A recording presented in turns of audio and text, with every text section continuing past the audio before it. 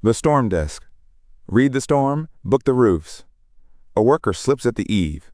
His lanyard catches him, so he's hanging against the wall, conscious, and the clock just started. You shout, "Get him down." Half your crew works in Spanish and froze for the 2 seconds that mattered. That's the gap. By the end of this, you'll know how to build an emergency plan. A mixed language crew can run on a loud roof, even when the one person who speaks both languages is the one in the harness. A plan that only lives in English on a Spanish-speaking crew exists on paper, not on the deck.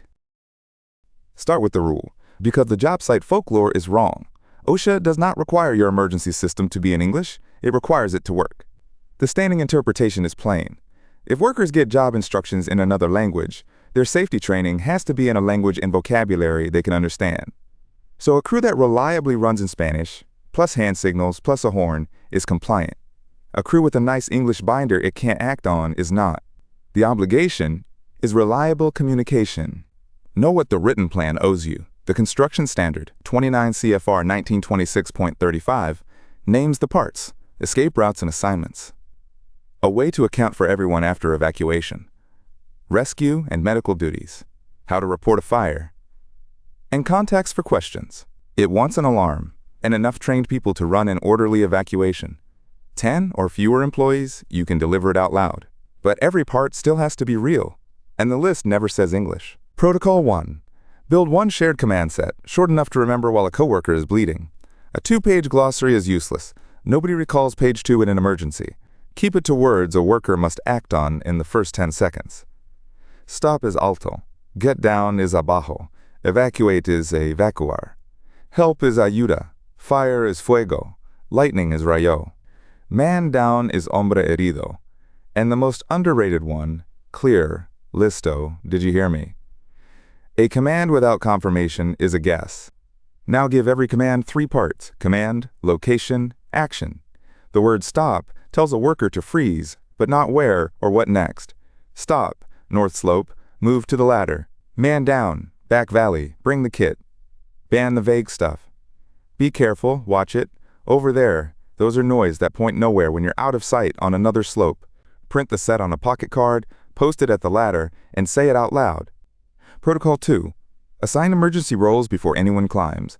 Name them at the briefing and write them down, every day, because crews change and yesterday's roles don't carry over.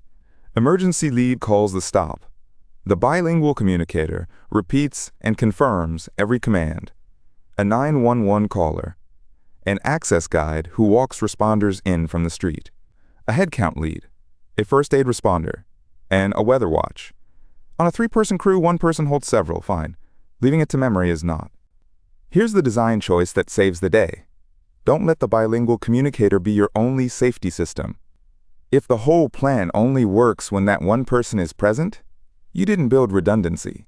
You built a magic trick that fails the first time the magician gets hurt. Spread the language load. If the foreman holds 3 roles, write it down so when he falls, the other 2 know those roles went vacant. Protocol 3. Build redundant signals, because your primary channel will fail at the worst time. Wind eats voices. Radios drop. Batteries die. So the same message travels several paths. Voice up close. Radio roof to ground. A horn for a single cue. Hand signals when sound is blocked. The horn is the great equalizer on a bilingual crew, because a blast does not need translating. 1 long blast. Stop and look at the lead. 3 short. Evacuate now. Don't confuse buying gear with solving the problem. A box of radios is not a plan. Before work starts, test coverage from the roof, the ground, the driveway, and the staging area, because dead spots hide in exactly the places you'll need them. Confirm everyone's on the same channel. Confirm the spares are charged. Confirm the crew knows the horn code and a few hand signals cold. A signal nobody has rehearsed is the same as no signal. Protocol 4. Tie first aid, rescue, and evacuation to a physical map. A crew can know every command and still lose time because nobody agreed where the muster point is or how an ambulance reaches the back of the building. The map names the roof access, the kit, the muster point, and the street access for responders. Put the zone names in both languages so the word a worker shouts matches the word on the page. It needs to be real and posted. The fall rescue piece is not optional. Under 1926.502, the employer has to provide for prompt rescue of a worker who falls into a harness or make self-rescue possible. Prompt is not vague. It's tied to suspension trauma, the loss of consciousness that can set in while a worker hangs motionless, in minutes. Call 911 and wait is not a rescue plan. Stage the gear and train 2 people to deploy it, one of them on the ground. If the only one who knows the sequence is the man in the harness, you've got a spectator. And do your head count by name, not by number. 8 workers at the muster point means nothing if you don't know which name is missing. The accountability step, the standard requires only works if the head count lead checks names off the crew list. Not we're 1 short. Miguel is missing, and he was on the rear slope. That sentence is what sends someone back. Or, in a fire, what stops you. Weather is its own emergency, and it moves fast. 2 threats dominate a roof: lightning and heat. The National Weather Service rule is plain. When thunder roars, go indoors and stay there until 30 minutes after the last clap. The worker version is the 30-30 rule.